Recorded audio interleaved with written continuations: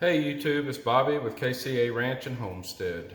Today I'm going to be working inside the kitchen, making up some homemade breakfast sausage or pan sausage. Obviously we're not at the point of raising our own pigs at this point, but I did find pork butts on sale at the local HEB grocery store for $1 a pound.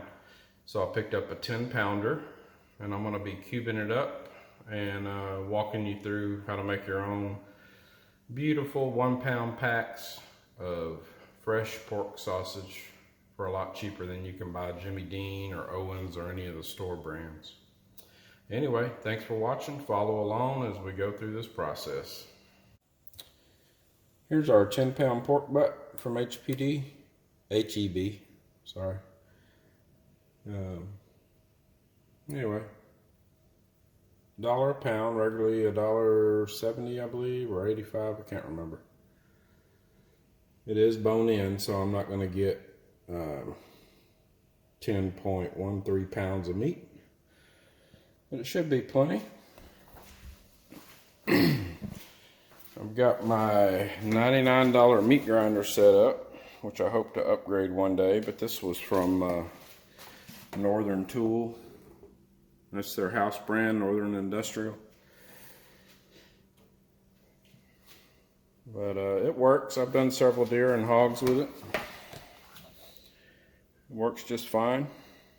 I'm going to cube up that pork butt with a little bit of the fat cap included to give it a little bit of moisture, but not too much. And run it through this thing once, and then run it through again with 2 different blades. But I'll show you all that. So here's the pork butt unwrapped. This part is called the fat cap. It's pretty thick, a lot of fat. I'm not sure that I want to use all of that fat in my sausage, so I'll probably use maybe half of it and cut it up and feed it through the grinder in pieces instead of just all together at once. I like to dry off everything, get all the excess moisture. If there's any blood, not a lot, but just a little bit. And then I'm going to cube it up and show you what we got. While I've got you here, I want to show you this new food saver we just picked up. I know a lot of people use a food saver. We had one of the original models, I don't know, 10-15 years ago, and we just upgraded. So this one's nice. It stores the bag in there. You just kind of pull it out. You can run this, I'll pull out a little bit more. You can run this cutter over. Cuts the bag. Very nice, instead of trying to use scissors and all that. And then, you just close that down. I want to seal it. Got a little bit of lard in here. And then I'm going to tuck this into this little tray. Close this, lock this. I'm going to hit moist, which is my favorite word. And then back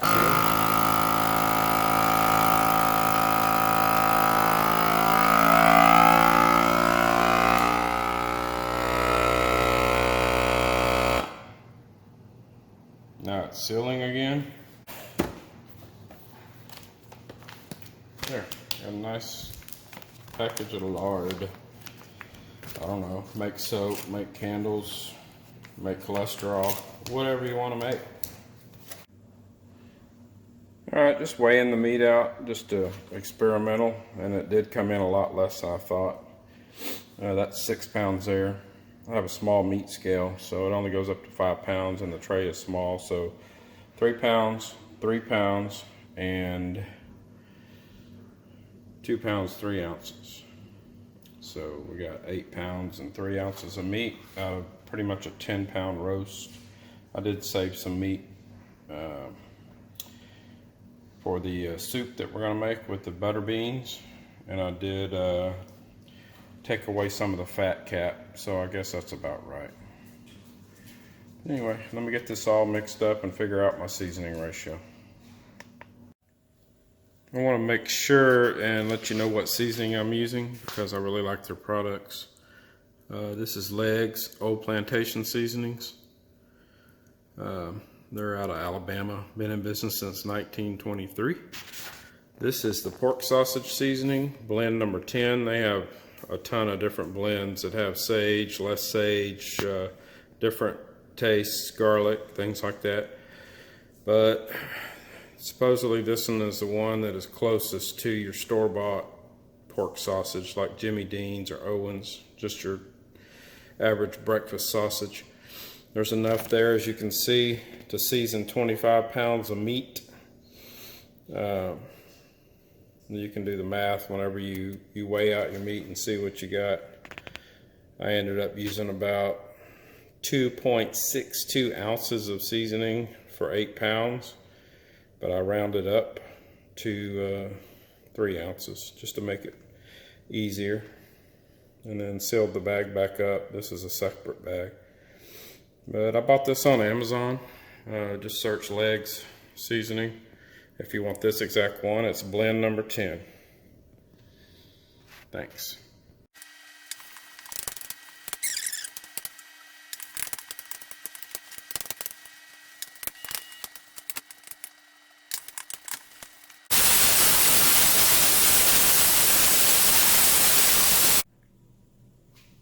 So for the first run through with the meat, I used this plate here. A little bit larger holes than the ones I'm going to use on the second plate. A little bit smaller to get that ground pork sausage texture.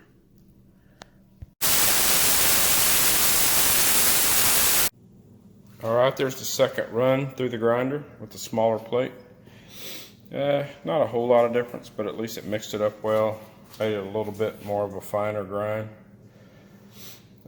What I'm going to do now is just fry up a little sample patty, check the seasoning. If it's decent, I'll just leave it alone. If it's way off and needs more, then I'll try to remix it by hand. It's a lot of breakfast sausage, and I like mine to have flavor and spice. So I probably should have added more to start with, but I didn't want to go overboard and make it too salty and seasony so the wife wouldn't eat it. Daisy? You want to try? Sit. Sit. Sit pretty. Speak. And you missed it. Up. Up. Alright. So much for hygiene. Well, I fried up a patty and it was pretty darn good. Let me check with the official taste tester.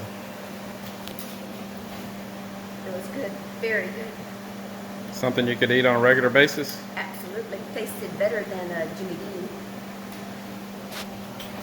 I guess it's official. I may add a little bit more red pepper for spice, just some crushed red pepper. But very happy with the way it turned out. We're going to vacuum seal up about 8 pounds of it, leave some out to cook in the morning, and call it a wrap. Thanks for watching. Please subscribe, like, click the alert bell so you'll be notified of new videos, and we'll talk to you later.